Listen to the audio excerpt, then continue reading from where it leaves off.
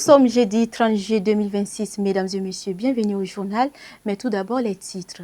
La production agricole invisible dans la croissance économique du Tchad qui mise plus sur le pétrole, un secteur qui peine à retrouver son rôle de moteur du développement. Le pays est-il suffisamment préparé à l'après-pétrole? Élément de réponse dans ce journal. Alors que la cherté de la vie pèse de plus en plus sur les ménages, une question fait réagir et divise les opinions. Peut-on vivre avec un salaire de 100 000 francs CFA au Tchad? Réaction à suivre. Et bien sûr, le traditionnel résumé de l'actualité internationale.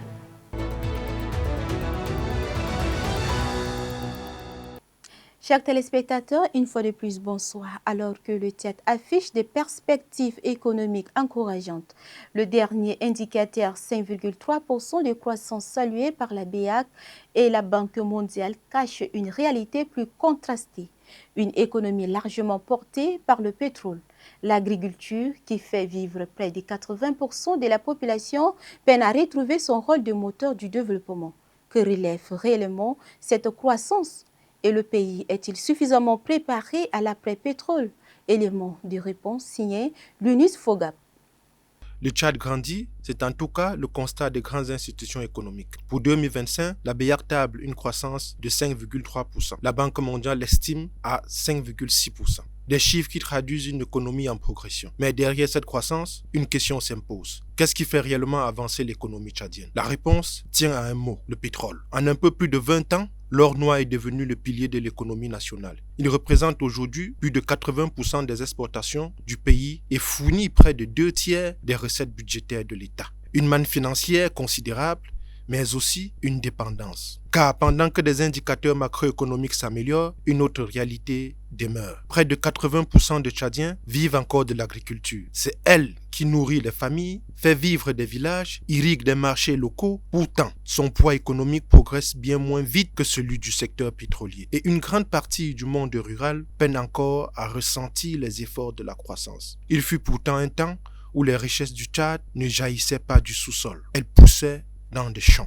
Avant l'exploitation pétrolière, le coton était le cœur battant de l'économie nationale. Premier produit d'exportation, il assumait environ 50% des recettes d'exportation dans les années 90. Toute une chaîne de valeur s'était construite autour de cette culture. Production, transport, engrenage, commerce, des centaines de milliers de personnes en vivaient directement ou indirectement. Aujourd'hui, cette filière a perdu de son éclat. Alors, une interrogation traverse désormais des cercles économiques, mais aussi des campagnes tchadiennes. Que se passerait-il alors si les réserves pétrolières venaient à diminuer ou si le prix du brut s'effondrait durablement sur les marchés mondiaux? Le véritable défi du Tchad ne serait peut-être pas de produire davantage. Il sera de transformer cette richesse d'aujourd'hui en investissement durable, moderniser l'agriculture, relancer les filières historiques comme le coton, développer l'agro-industrie et créer des emplois au-delà des hydrocarbures. Car la croissance ne se mesure pas seulement à un pourcentage. Elle se mesure aussi à sa capacité à changer durablement la vie de celles et de ceux qui la portent. Et au Tchad, cette histoire continue de s'écrire dans des champs autant que sous les terres.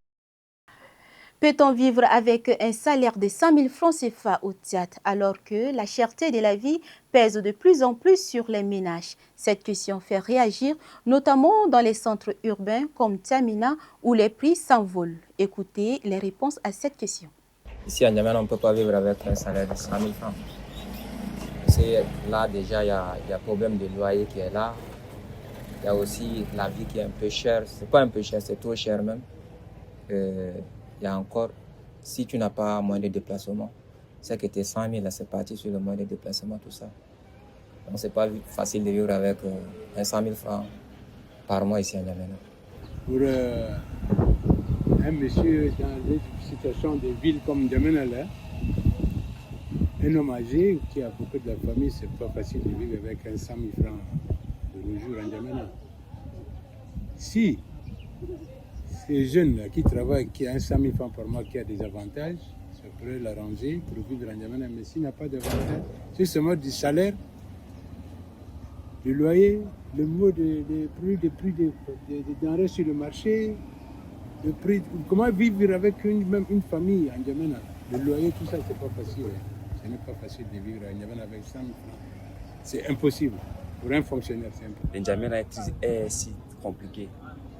tu dois louer d'abord et tes déplacements, tout ça, tu ne peux pas vivre avec un salaire de 100 000 étant marié.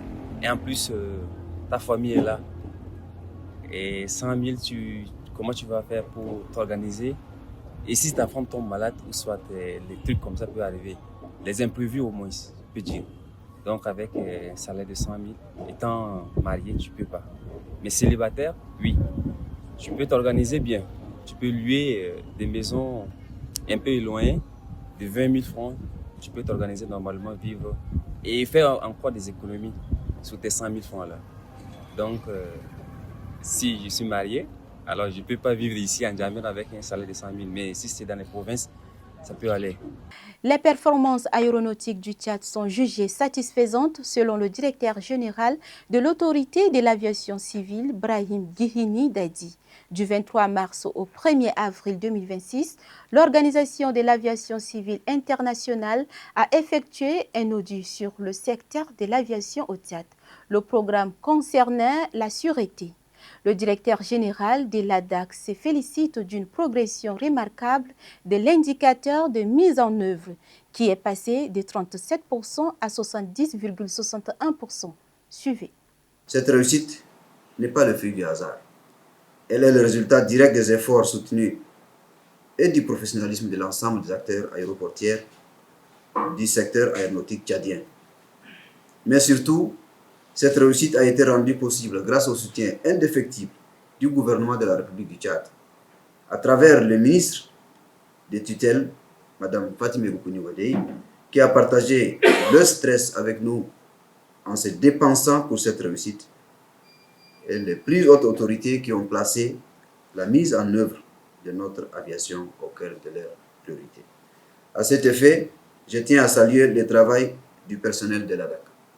Mes chers collaborateurs qui ont passé des nuits blanches depuis plus d'1 an, et les vaillants membres du comité préparatoire de l'audit, ainsi que les forces de défense et de sécurité aéroportière.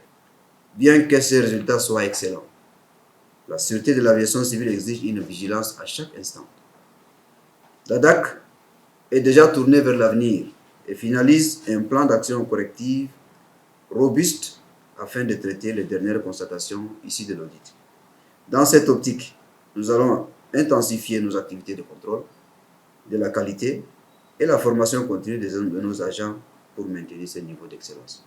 Le maire de la commune du 5e arrondissement, Cheikh Bani Cheikh, ainsi que ses 2 collaborateurs ont été suspendus pour manquement jugé grave suite à une enquête de l'autorité indépendante de lutte contre la corruption menée dans la dite commune.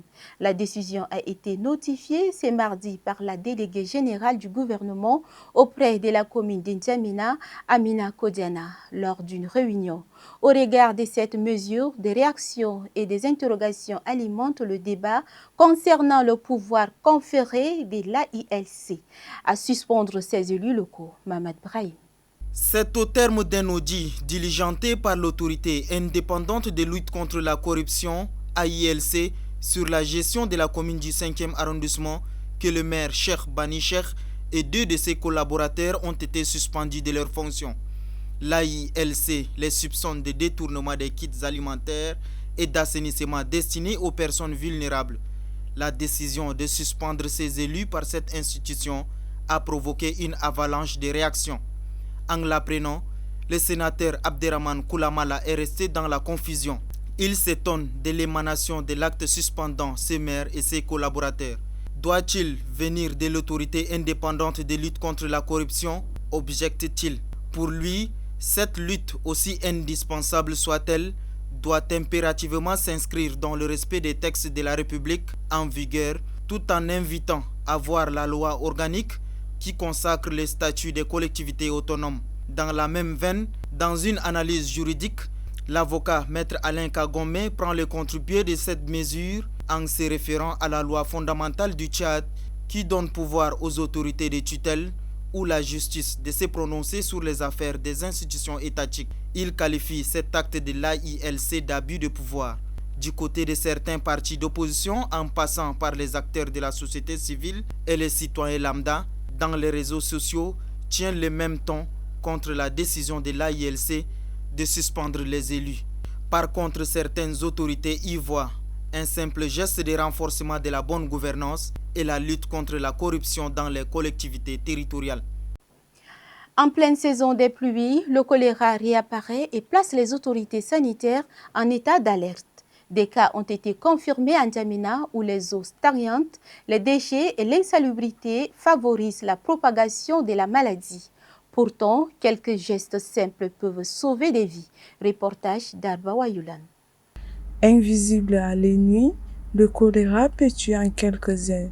Cette maladie diarrhéique aiguë, causée par la bactérie Vibrio cholera, se transmet par l'eau ou les aliments contaminés. Une diarrhée brutale, des vomissements, une déshydratation sévère. Sans traitement rapide, les conséquences peuvent être dramatiques. Après la confirmation de plusieurs cas à N'Djamena, le ministère de la Santé appelle la population à une vigilance maximale. L'objectif est clair, freiner la propagation de la maladie avant qu'elle ne se transforme en épidémie. Dans plusieurs marchés de la capitale, les facteurs de risque sont bien visibles.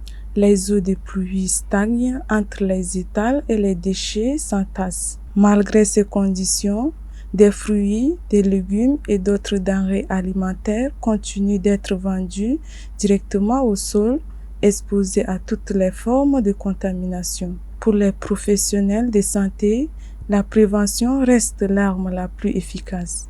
Se laver régulièrement les mains avec de l'eau et du savon, boire uniquement de l'eau potable ou traitée, bien cuire les aliments et laver soigneusement les fruits et légumes sont des gestes simples mais essentiels. Ne consommer que de l'eau qu'on est sûr que c'est désinfecté avec de l'eau de Javel, ou bien à défaut bouillir de l'eau et puis laisser refroidir avant de consommer pour les communautés qui n'ont pas de l'eau de Javel pour éviter la contamination de l'environnement. En cas de suspicion, si quelqu'un a une diarrhée aqueuse abondante en eau de riz ou une diarrhée vraiment accompagnée de tous ces signes que nous venons de citer, alors, le premier conseil, c'est qu'il faut que cette personne se rende le plus rapidement possible dans un centre de santé le plus proche. Une prise en charge précoce permet d'éviter les formes graves et de sauver des vies. En cette saison de pluie, chacun a un rôle à jouer. Préserver l'hygiène de son environnement, consommer une eau saine et respecter les mesures de prévention sont les meilleurs remparts contre le choléra. Car face à cette maladie, la prévention reste le traitement le plus efficace.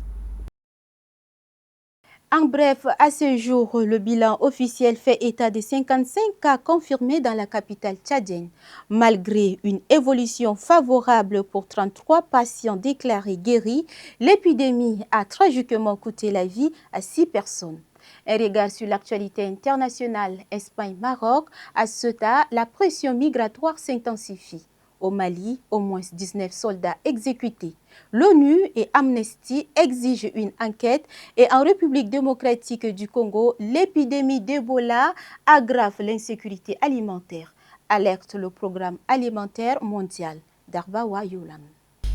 La pression migratoire s'intensifie à la frontière entre le Maroc et l'Espagne. Ces derniers jours, des centaines de migrants ont rejoint à la nage l'enclave espagnole de Ceuta, située sur la côte nord du Maroc.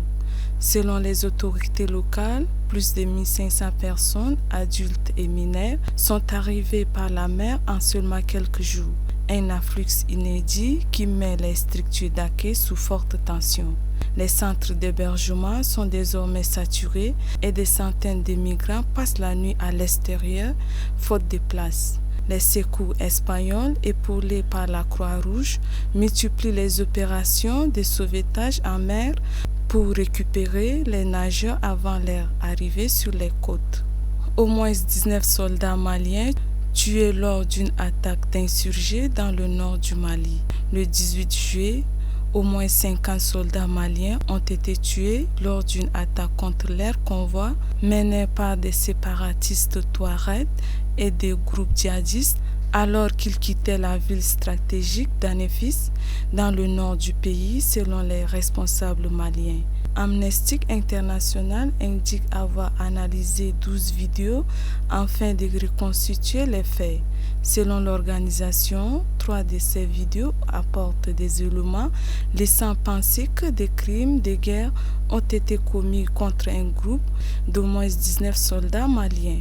L'épidémie d'Ebola qui sévit dans l'est de la République démocratique du Congo et se propage à un rythme alarmant aggrave une insécurité alimentaire déjà critique, a alerté mercredi le Programme alimentaire mondial. Selon l'agence de l'ONU, environ 5 millions de personnes sont déjà confrontées à des niveaux d'insécurité alimentaire d'urgence, tandis que certaines zones connaissent des conditions catastrophes. Dans les quelques 48 zones de santé touchées par Ebola, plus de 2,7 millions de personnes souffrent d'insécurité alimentaire aiguë, dont 628 000 dans des conditions d'urgence, selon le PAM. C'est tout pour cette édition, mesdames et messieurs. Merci de nous avoir suivis. Rendez-vous demain à la même heure.